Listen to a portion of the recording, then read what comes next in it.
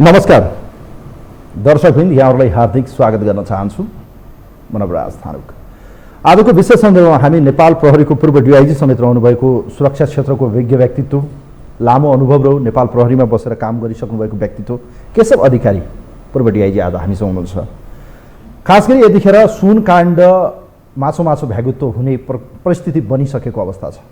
राजनीति उच्च तहको कनेक्सन, ब्युरोक्रेट र बिचौलियाहरूको चाहिँ ठुलो सेटिङका कारणले यो प्रकरणमा पनि हात्ती आयो फुस्सो हुने सम्भावना प्रबल देखिएको छ। यतिखेर प्रमुख प्रतिपक्षी दल नेकपा एमाले संसद लगातार अवरोध गरिरहेको छ। उसको माग छ, उसको डिमान्ड छ, उच्च स्तरीय छानबिन समिति गठन गरौँ र यसबाट निष्पक्ष छानबिन हुन्छ भन्ने प्रतिपक्षको विश्वास देखिन्छ। जहाँ आज सरकारको प्रवक्ता सूचना तथा सञ्चार मन्त्री रेखा शर्माले बताइसक्नु भएको छ, अहिलेको अवस्थामा उच्च स्तरीय छानबिन समितिको औचित्य छैन, त्यो गठन गरिँदैन। अब कसरी अनुसन्धान अगाडि बढ्छ? राष्ट्रिय अनुसन्धान राजस्व अनुसन्धान विभागले मात्रै यो काम गर्न सक्ने परिस्थिति छ, जहाँ प्रहरी पनि यसमा चाहिँ संलग्न हुनु पर्थ्यो, उसले अनुसन्धान गर्नु पर्थ्यो। यो कसरी कोर्डिनेसन हुन सक्छ या यो प्रकरण अब थामथुम भयो? र अन्य सवालमा कुरा गर्ने भने नक्कली भुटानी शरणार्थी प्रकरण होस् या ललिता निवास जग्गा प्रकरण होस्, यी सबै प्रकरणहरूको चाहिँ जुन हल्लाखल्ला भयो, तर त्यसको परिणाम हेर्ने हो भने ती फाइलहरू पनि बिस्तारै साइलेन्ट अवस्थामा पुगेको छ। यी प्रकरणहरू जसरी उठान गरिए, जसरी वावाई भयो, तर यसको जरासम्म किन पुगेन, यसका ठुला माछा किन पक्राउ गर्न सक्यो या सकेन? र यो सुन प्रकरण लगायतका विभिन्न प्रकरणमा पोलिटिकल कनेक्सन, ठुला धनाढ्य या भनौँ नवधनाढ्यहरूको कनेक्सन देखिन्छ। देशी विदेशी धेरै ठुलो जालो यसमा संलग्न रहेको विश्लेषण हुन थालेको छ। त्यो नेक्सस या त्यो जालो तोड्न सक्ने तागत अहिलेको गृहमन्त्री प्रधानमन्त्रीमा छ या छैन? र यसमा खास गरी नेपाल, भारत, चीन, हङकङ लगायतका देशहरूको पनि यसमा कनेक्सन देखिन्छ, जहाँबाट कार्गो मार्फत आएको छ। त्यस भन्सार मार्फत आइरहँदा नेपालको भन्सारसम्म पुग्दा यी विभिन्न माध्यम कुन देशबाट सप्लाई हुन्छ, कुन देशमा डिमान्ड भएर त्यहाँ पुर्याइन्छ, यी सबै कुराहरू छन्। त्यसकारण पनि यी देशहरूसँग कसरी चाहिँ अनुसन्धान अगाडि बढ्ला, आज यिनै विषयमा खास गरी अनुसन्धान केन्द्रित सुन प्रकरण, नक्कली भुटानी र ललिता निवास केन्द्रित हामी बहस गर्दैछौँ। म पूर्व डिआइजी केशव अधिकारीजीलाई वेलकम गर्न चाहन्छु। सर नमस्ते, वेलकम, यहाँलाई स्वागत छ। आराम हुनुहोस्। एकदम ठिक छ।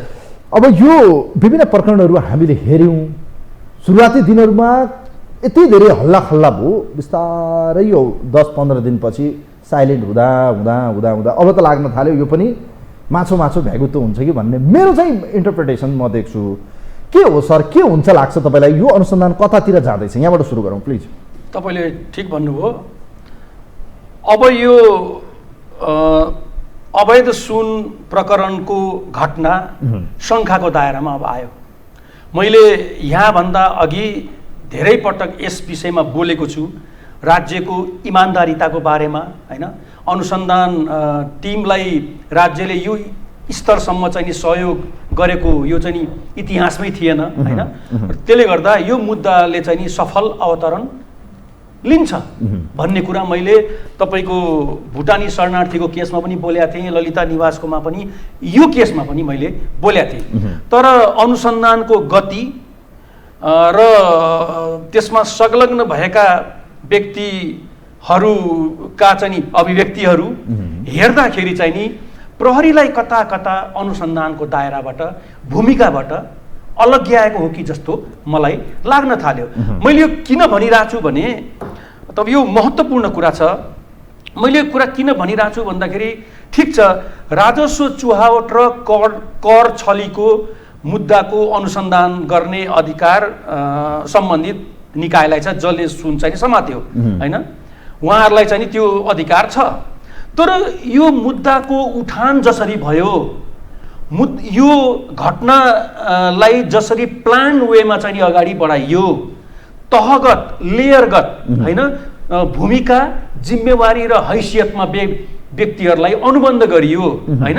तपाईँको आपराधिक कर्म चाहिँ नि कमिट गर्नको लागि अनुबन्ध गरियो। यसरी घटनाको तपाईँको सुरुदेखिको अवस्था हेर्दाखेरि यो नियोजित रूपले सङ्गठित अपराध पनि हो, होइन? जसरी तपाईँको यो के अरे कृत्यबाट सुरु भएको हो नि त यो ललिता निवासको जग्गा प्रकरण। किर्ते मुद्दाबाट सुरु भयो। पछि सरकारले के देख्यो, अनुसन्धान गर्ने निकायले गरेको अनुसन्धानबाट यो त किर्ते मात्र होइन सङ्गठित अपराध पनि हो भनेपछि सरकारले ग्रिन सिग्नल दियो र सङ्गठित अपराधमा चाहिँ नि तपाईँको अनुसन्धान भएर केही व्यक्तिहरू त अहिले बिहाइन्ड द बार छन्। त यो मुद्दामा चाहिँ नि आज मात्रै मैले सुनेको थिएँ यो चाहिँ नि के अरे राजस्व चुहावट र कर छलीको मुद्दा हो। यो मुद्दाको चाहिँ नि हामी हो, आवश्यकता छैन भनेर चाहिँ नि भनियो। जबसम्म हो मैले अब हेर्नुहोस् है, तपाईँले भनिहाल्नुभयो, मैले यो कुरालाई चाहिँ नि ल्याउनु पर्छ बाहिर। यसमा पोलिटिकल कनेक्सन भन्ने चाहिँ आवाज सबैतिरबाट आएको छैन। त पोलिटिकल कनेक्सन पनि कुन तहको, पोलिटिकल कनेक्सन पनि कुन तरह, कार्यकर्ता तहको लेभल हो कि राज्य व्यवस्थामा चाहिँ नि महत्त्वपूर्ण चाहिँ नि प्रभाव जमाएका नेताजीहरूको हो कि अथवा त्योभन्दा पनि शीर्ष तहको नेताको हो कि होइन। त यसरी अनुसन्धान चाहिँ नि प्रहरीलाई पनि संलग्न गराउने बित्तिकै प्रहरीले त आफ्नो दक्षता विज्ञता र उसले अहिलेसम्म सुनकाण्डमा गरेको क्राइमको प्रोफाइलिङको आधारमा उसले त लिङ्क चाहिँ नि जोड्दाखेरि त यहाँ त पार्टीकै माथिल्लो तहको नेताहरू पर्ने भए, सङ्ख्या पनि कतिमा पर्ने, दर्जनौँ सङ्ख्यामा परेपछि त तपाईँको पार्टी नै ड्यामेज हुने चाहिँ अवस्था आयो होइन। त्यसले गर्दा अब यसलाई चाहिँ सङ्गठित अपराध तिर चाहिँ नि विषयान्तर नगर्ने होइन। यो चाहिँ नि जुन तपाईँको सम्पत्ति के अरे यो जुन अहिले उसले राजस्व अनुसन्धान विभागले चाहिँ हेरिरहेछ त्यति सीमित राख्ने भन्ने कुरा आयो।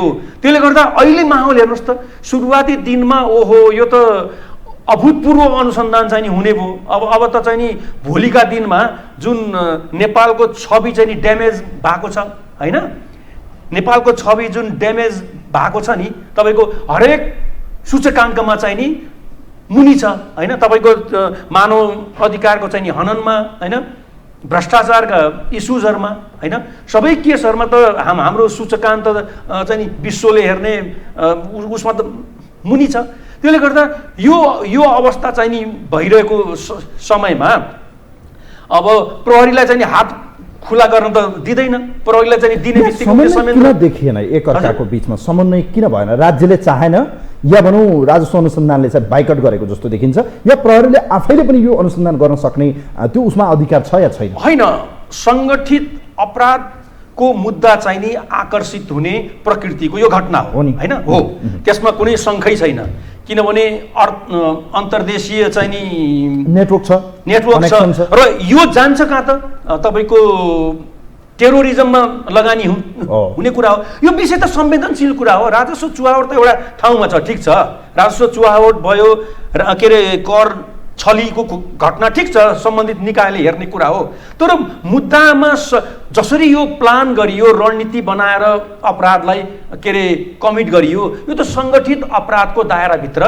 आउने केस हो। त यो केसमा चाहिँ नि किन सरकार अलिकति भनौँ न प्यासिभ भएको छ, मलाई पनि बुझ्न चाहिँ नि गाह्रो भयो कि एउटा यस्तै प्रकृतिको चाहिँ नि अपराधमा किर्तेबाट सुरु भएको चाहिँ नि अपराधमा चाहिँ नि सङ्गठित अपराध चाहिँ आकर्षित हुने होइन, यसमा किन नहुने? यो त अझ डरलाग्दो, यो त तपाईँको आतङ्कवादसँग चाहिँ नि जोडिन्छ यो अपराध त। यो सुनबाट आउने पैसा होइन तपाईँको लगानी हुन्छ भन्ने कुरा हो। यस, एकदम। त्यसले गर्दा यो अहिलेसम्म पनि बिग्रिसक्यो केही पनि छैन होइन।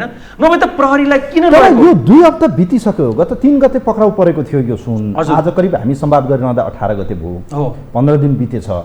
यो 15 दिनको दौरानमा जुन प्रगति हामीले अपेक्षा गरेको थियौँ त्यो रफ्तारमा जान सकेन। भलै अब प्रधानमन्त्री गृहमन्त्रीले भनिरहनु भएको छ हामी गर्छौँ, तर तिनको ढङ्ग र तिनको गति र हेर्दाखेरि तौर तरिका हेर्दाखेरि त्यो देखिन्न। अब तपाईँलाई के लाग्छ, यो प्रकरण यतिकैमा थामथुम भएर चाहिँ सेलाउने सम्भावना देख्नुहुन्छ या यहाँबाट चाहिँ अझै अनुसन्धान हुन्छ, यो निरन्तर भइरहन्छ भनेर तालतोल पारिन्छ? किनभने अर्कोतिर चाहिँ यो संसदीय समितिको माग पनि गरिएको छ, यसलाई चाहिँ रोक्नु हो कि यसलाई? आजै मात्र तपाईँको जुन मिडियाहरूले तपाईँको समाचार कभर गरेको छ नि, सम्प्रेषण गरेको छ, त्यो सम्प्रेषण गरेको त्यो समाचारहरूमा जो जिम्मेवार व्यक्तिहरूको चाहिँ नि अभिव्यक्ति आएको छ नि त्यो अनुसार त यो मुद्दा त यतिमै चाहिँ नि सीमित हुने जस्तो देखियो, यतिमै सीमित हुने जस्तो चाहिँ नि मैले देखेको छु। यो चाहिँ दुर्भाग्यपूर्ण हुन्छ। तपाईँले भन्नुभयो संसदीय समितिको पनि कुरा के को लागि यो मुद्दा तपाईँको ढाकछोप गरिँदैछ र क्या यसलाई अब स्मुथली चाहिँ काम गर्न दिन,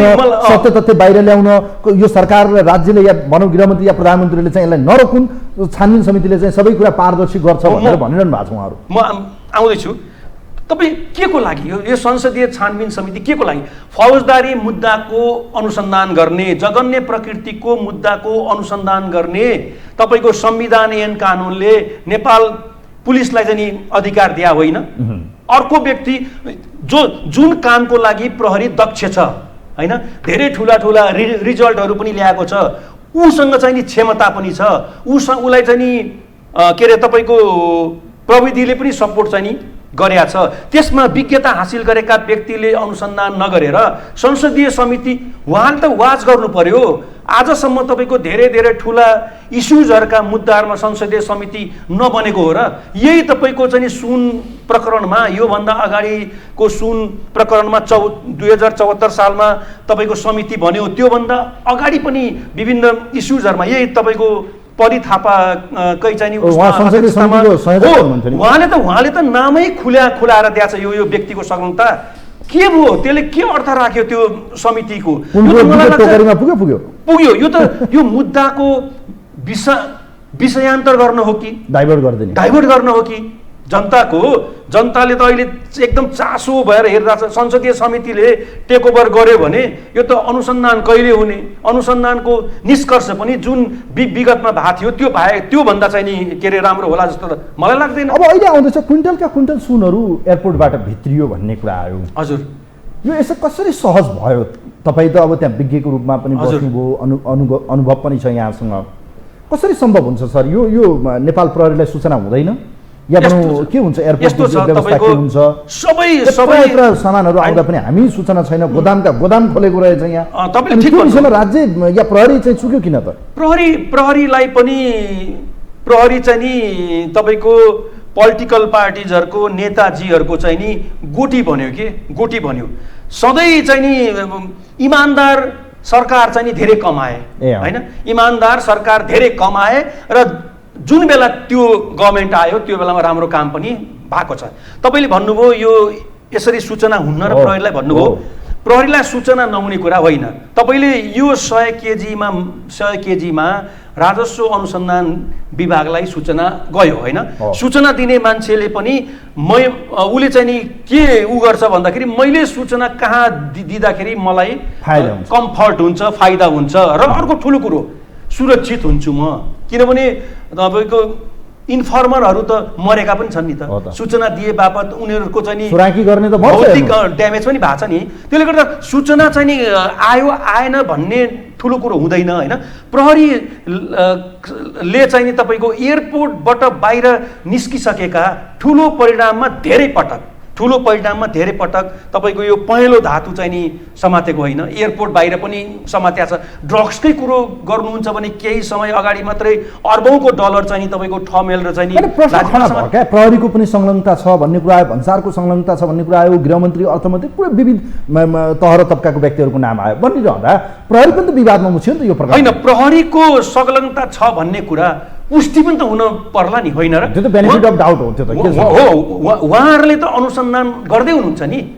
प्रथम दृष्टिमा संलग्न देखिएका व्यक्तिहरूलाई त समातेर लगेर चाहिँ नि सोधपुछ गर्दै हुनुहुन्छ नि। उहाँहरूको सोधपुछको आधारमा विभिन्न व्यक्तिका गोदामहरू, घरहरू रेड भए होइन, र अपराधी अहिले हेर्नुहोस् के अरे यो केसमा संलग्न भनिएको दोस्रो लेयर होस् कि तेस्रो लेयर होस् कि अब त्यो कति लेयर जान्छ, एउटा उच्च तहको चाहिँ नि व्यक्ति, लगानीकर्ता हुन सक्ने व्यक्तिले अहिले खुलेआम चाहिँ नि मिडियामा च्यालेन्ज दिइरहेछ गभर्मेन्टलाई होइन, म संलग्न छैन, मेरो होइन, म संलग्न छैन, यो प्रमाणित गरियोस्। अनि तपाईँ किन त सार्वजनिक हुनुहुन्न भन्दाखेरि म पनि बुझिरहेको छु यो सूचना कसले दियो। ल हेर्नुहोस्, एउटा अपराधीले यसरी अपराधी त अहिले नै म नभनौँ अभियुक्त चाहिँ नि भनेर चाहिँ आरोप लागेको चाहिँ नि व्यक्तिले यसरी खुला च्यालेन्ज दिएर चाहिँ हिँडिरहेछ। यो किन दिएर छ?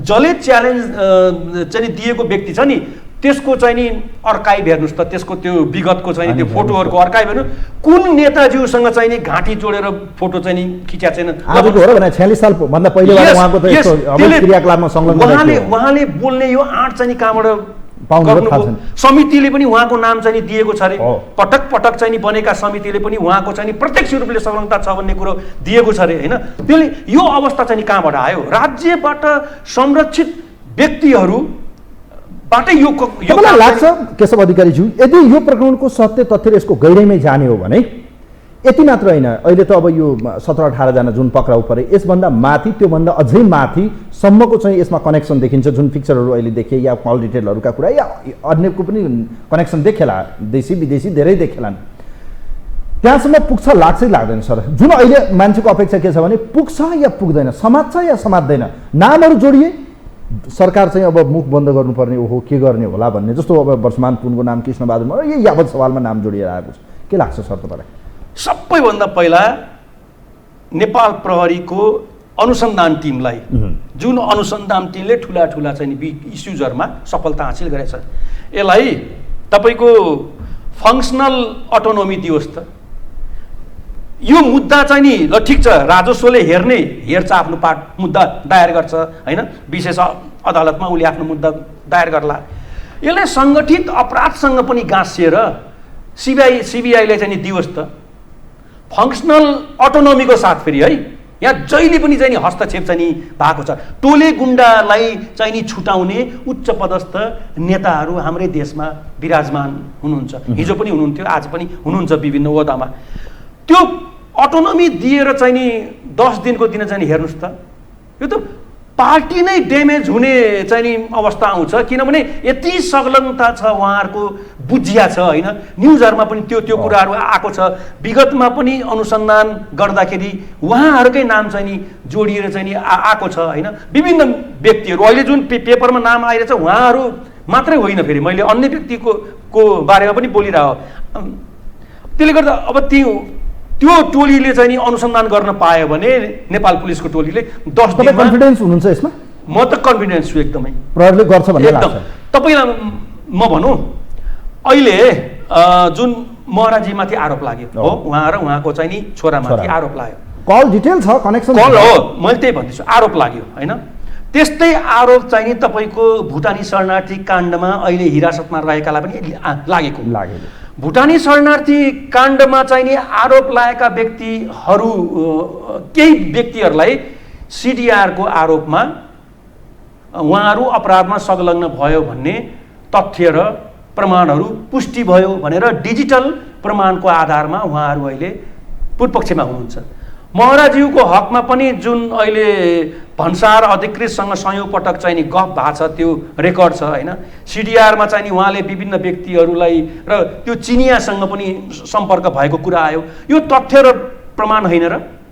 जसरी भुटानी शरणार्थी काण्डमा यही तथ्य र प्रमाणको आधारमा देखि हाकाहाकी हुँदा पनि किन पक्राउ गरिएन त, किन अनुसन्धान गरिएन त? त्यही मैले भन्न खोजेकै त्यही हो। अब अहिले के भनिया छ भने अनुसन्धान खुला छ, उहाँहरूको पक्षमा चाहिँ नि के अरे उहाँहरूमा जुन आरोप लागेको छ त्यसले गर्दा उहाँहरूको सम्बन्धमा अनुसन्धानको पाटो बन्द भएको होइन, खुला छ।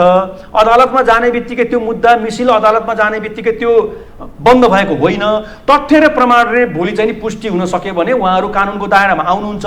र अर्को कुरो पनि के आएको छ भन्दाखेरि चिनिया नागरिक अहिले भाग्या छ र उहाँको नेटवर्क जो चाहिँ नि प्राइम सस्पेक्टको रूपमा चाहिँ नि अनुसन्धान टिमले लिएको छ, उनीहरू चाहिँ समातेर आउने बित्तिकै उहाँहरूको आधार लिङ्क हुने बित्तिकै उहाँहरूलाई चाहिँ नि बयानको लागि ल्याइन्छ भन्ने कुरा चाहिँ नि आएको छ होइन। तर अब त्यो व्यक्ति नै गइसक्यो, त्यो व्यक्तिलाई गएको होइन पठाइएको हो।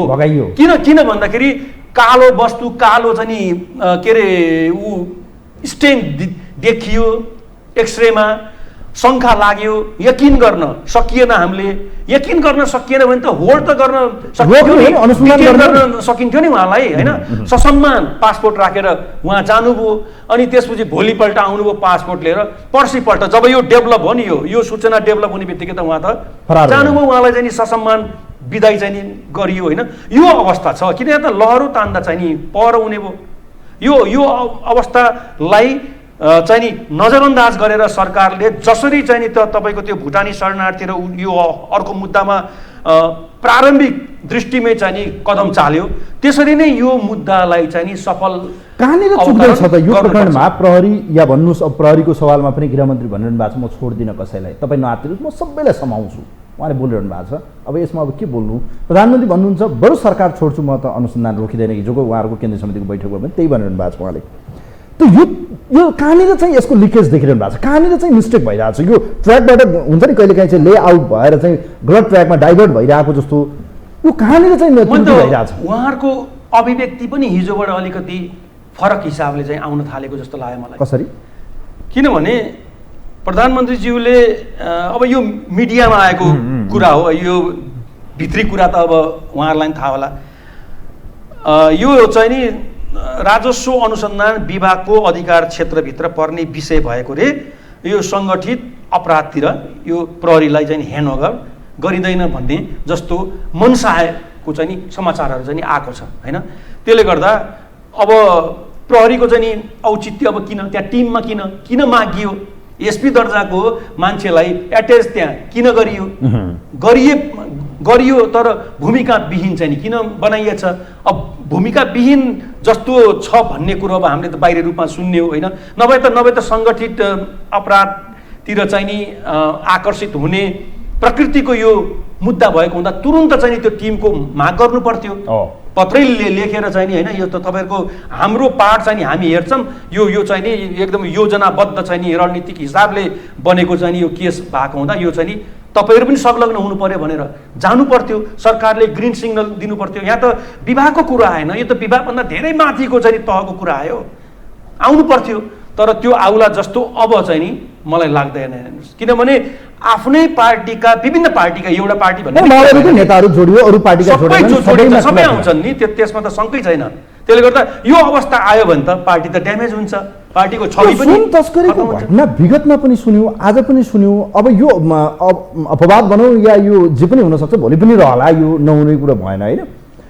के हो सर, यो सरकारै ढालिदिने, सरकारै चलाउने, नेताको किचनसम्म पुग्ने त्यत्रो तागत यिनीहरूसँग छ भने त्यहाँसम्म पुग्न सक्छ? इन्टरनेसनल कनेक्सन जुन देशहरूको मैले नाम लिएँ अघि, नेपाल, चीन, भारत, हङकङबाट पठाउने मान्छे, त्यो कारोबार फेरि तपाईँले सुनिरहनु भएको छ, एकजना मान्यज्यूले भनिरहनु भएको थियो यत्रो पैसा यी सामान्यको हो र भने एक दुईजना कत्रो लगानी हो, अर्बौँ लगानी कसले गर्न सक्छ ल भन्नुहोस् त? सबैभन्दा ठुलो कुरो तपाईँले भन्नुभयो नि, हेर्नुहोस् इलेक्सन फाइनेन्सिङमा यिनीहरूकै रोल हुन्छ, यही दलालहरू बिचौलियाहरूकै रोल हुन्छ, जसले यत्रो सुन चाहिँ नि लगानी गर्दा अर्बौँको सुन समाउँदा पनि उनीहरूलाई ऐया पनि हुन्न।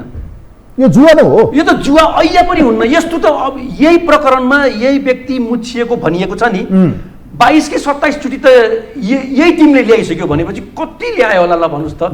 700-800 टन त चाहिँ नि मार्केटिङ भइसक्यो अरे, जानुपर्ने ठाउँमा पनि गइसक्यो रे। मेसिन हेर्नुहोस् न, यो त्यत्तिकै त चाहिँ नि आरोप त लागेको छैन, होइन? त इलेक्सन फाइनेन्सिङ गर्ने पनि यिनीहरू नै हो।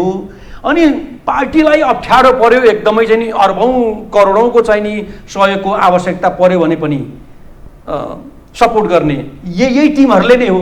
एउटा मात्रै टिम होइन, होइन? अब त कतिवटा भित्री रूपमा काम त गरिरह होलान्। त्यसले गर्दा यस्ता व्यक्ति उहाँहरूलाई चाहिन्छ र यिनीहरूलाई चाहिँ नि अस्त्रको रूपमा, होइन, स्टेप्नीको रूपमा के, होइन, अस्त्रको रूपमा चाहिँ नि प्रयोग गर्नको लागि तरवाल चाहिँ नि झुन्डाउने तर सुरक्षित राख्ने त्यो नियतिले गर्दा यो चाहिँ नि तपाईँको अपराध कर्म चाहिँ नि रोकिँदैन, यो ग्यारेन्टी छ। अब यहाँबाट मानिलिनुहोस् यो अनुसन्धान भएन, यत्तिकै गयो, डिसमिस भयो या यत्तिकै अल्झियो, यत्तिकै रह्यो, यिनै जो यो दिलीप भुजेल या यो ट्याक्सी ड्राइभर या भन्सारको कर्मचारीमा मात्रै थोप्रियो, 2-4 जना यो दावा छिरिङहरू जो छन् अब कहिले निस्किहाल्छन् होला, होइन? धेरै अब यो अनुसन्धानको विषय भयो। यदि यो सफल भएन, मानिलिनुहोस् यत्तिकैमै रह्यो, कयौँ प्रश्नहरू त छन् नि त, बिहाइन्ड द सिन अझै कयौँ प्रश्नहरू छन्, के हुन्छ त्यसपछिको म्यासेज के हो त सर? ठुलो स्केलमा तस्करीले चाहिँ नि संस्थागत हुने चाहिँ नि मौका पाउँछ ठुलो स्केलमा। हिजो 9 केजी थियो, 15 केजीमा आयो, 33 मा आयो, 38 मा आयो, 60 मा आयो, 78 मा आयो, 88 मा आयो, अहिले 100 नाग्यो। यो किन भन्दाखेरि स्पेस चाहिँ नि सुरक्षित दिइयो, ग्रिन सिग्नल पनि दिइयो हैन। नाका त 3-4वटा छ, आउँछ कहाँबाट? 80 देखि 85% सुन त टिआइएबाट आउँछ। यहाँबाट सजिलो पनि छ, किन रिस्क लिने? तपाईँको केरुङ हैन, तपाईँको यो के अरे अहिले बवाल भएको छ नि भारतमा, मणिपुर भुटान हुँदै, भुटान र के अरे म्यानमार हुँदै त्यहाँबाट आउँछ।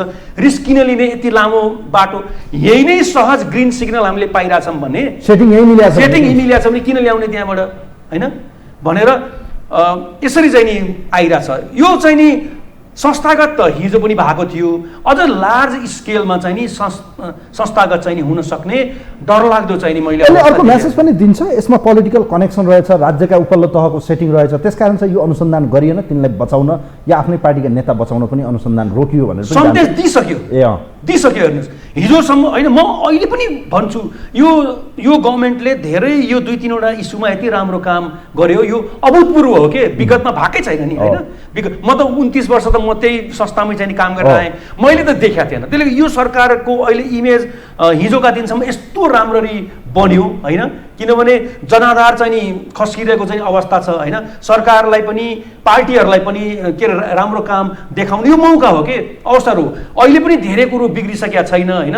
यो मुद्दालाई चाहिँ नि सफल चाहिँ नि अनुसन्धान गर्नको लागि सुरक्षाकर्मीलाई चाहिँ नि हदैसम्म चाहिँ नि भरपर्दो जिम्मेवारी चाहिँ दिन चाहिँ नि जरुरी छ भनेर म अनुरोध पनि गर्न चाहन्छु। यो के लाग्छ तपाईँलाई, सत्तापक्ष र प्रतिपक्षको राजनीति जस्तो देखिन्छ, कङ्ग्रेस साइलेन्ट जस्तो देखिएको छ यसमा?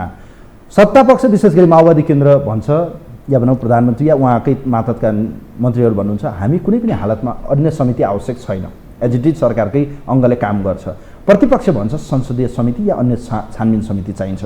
यो हो चाहिँ के सर? यो बवन्डर हो चाहिँ? हेर्नुहोस्, एउटा के हुन्छ भन्दाखेरि प्रॉफिट र लसको राजनीति। प्रॉफिट भनेको सत्तामा आउने, लस भनेको प्रतिपक्षमा जाने। प्रॉफिट र लस यो बिग इस्युजहरुमा, पोलिटिकल इस्युजहरुमा तपाईको लस र प्रॉफिट को चाहिँ नि कुरा आउँदा जहिले पनि उहाँहरु कम्प्रोमाइज गरेर हिँड्नु भएको छ, बीचको बाटो हैन, कम्प्रोमाइज गरेर हिँड्नु भएको छ।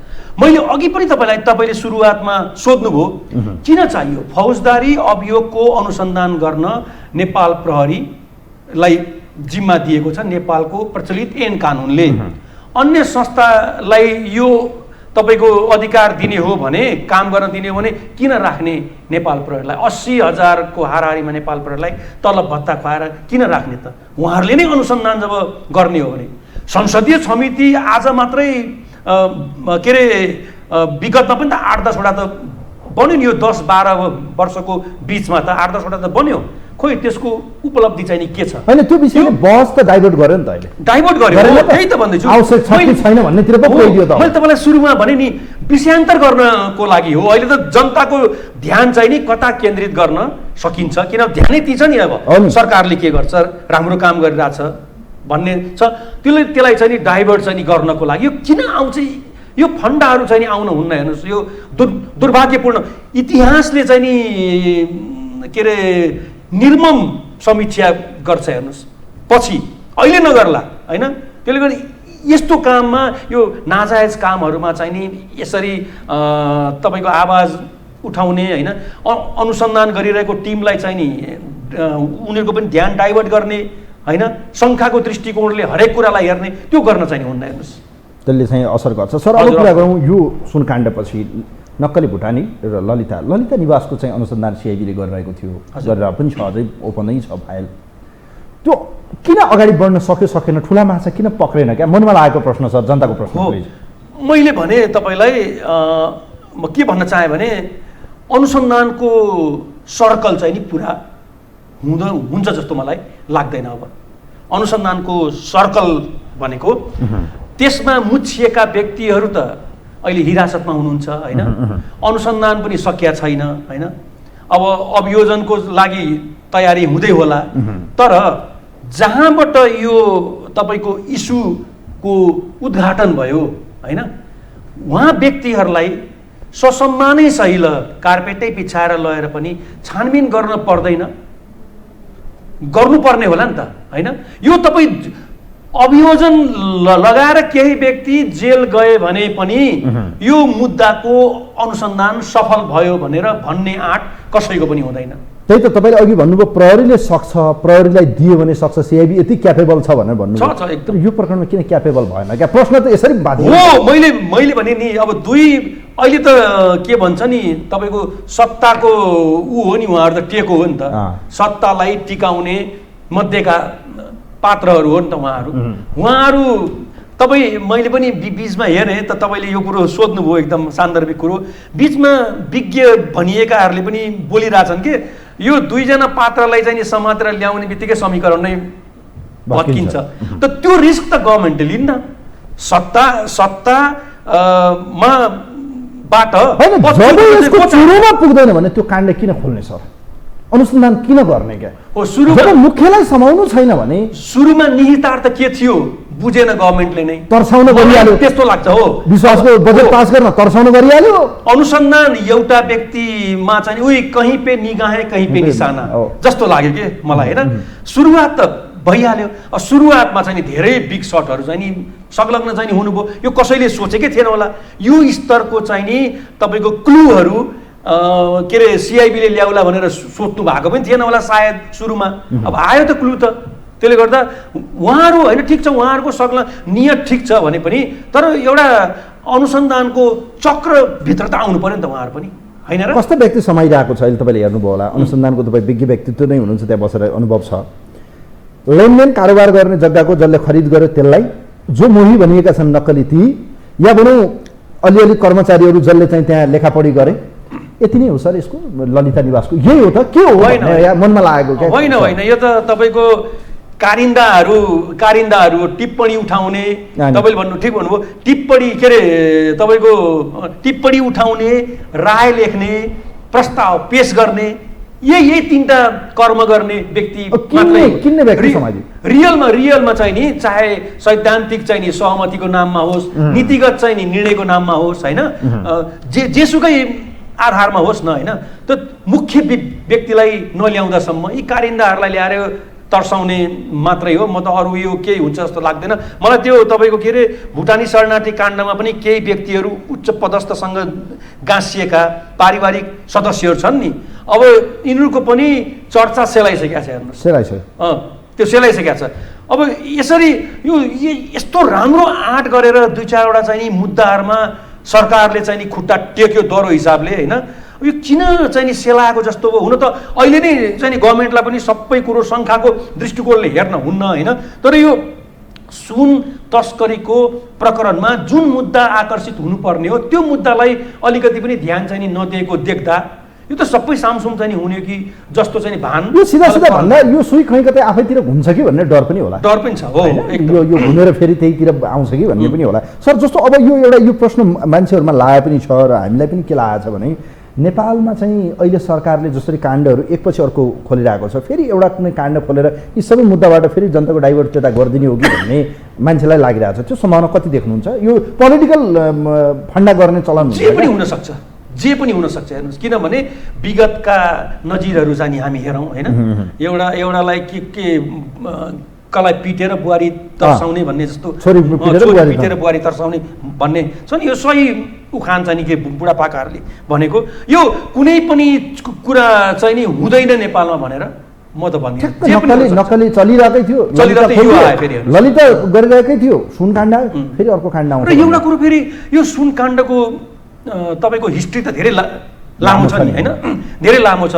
हाम्रो जहिले पनि ठुला यो सुनको तस्करीको काण्ड हुन्छ नि, ओरिजिन जहाँबाट भएको हो नि ती देशहरूमा चाहिँ नि अनुसन्धान हाम्रो केन्द्रित हुँदैन। जस्तो अहिले पनि यो काण्ड त हङकङसँग जोडिन्छ एकदम, तर हङकङसँग हामीले कामै गर्न सक्छौँ। अब हङकङसँग त तपाईँको त्यो त के अरे अन्तर्राष्ट्रिय कस्टम अर्गनाइजेसनको चाहिँ सदस्य रहेछ नेपाल, त्यो नाताले डाइरेक्ट चाहिँ नि पत्रचार गर्न मिल्दो रहेछ, नभए तिनले के भ्यालु दिन्थ्यो र होइन।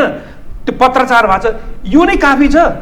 कूटनीतिक चाहिँ नि पहल दह्रो रूपले चाहिँ नि हुन पर्थ्यो, टिम जानुपर्छ। एउटा कुरो तपाईँले यो कुरा उठाउनुभयो, म एउटा भनिदिन्छु, सुपुर्दगी सन्धि किन हुन्न? युएईसँग सबैभन्दा पहिला चाहिँ हुनुपर्ने अवस्था मैले देखेको छु।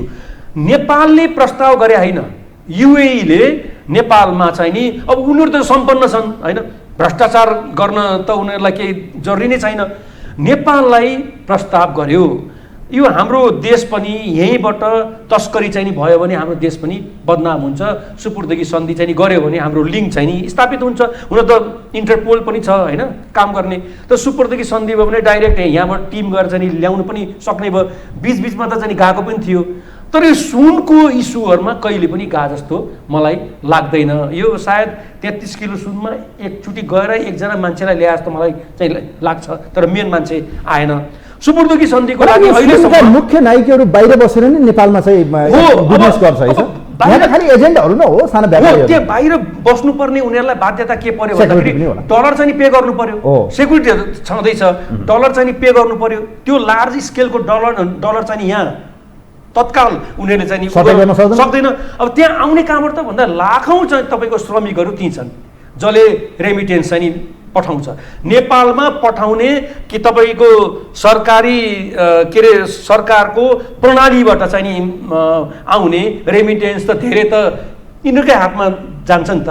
त्यो भयो, हुन्डीको रकम भयो, ड्रग्सको रकम, यही रकमहरूबाट त उनीहरूले त्यहाँ सुन चाहिँ नि किन्ने हो होइन, अवैध सुन चाहिँ किनेर यहाँ पठाउने हो।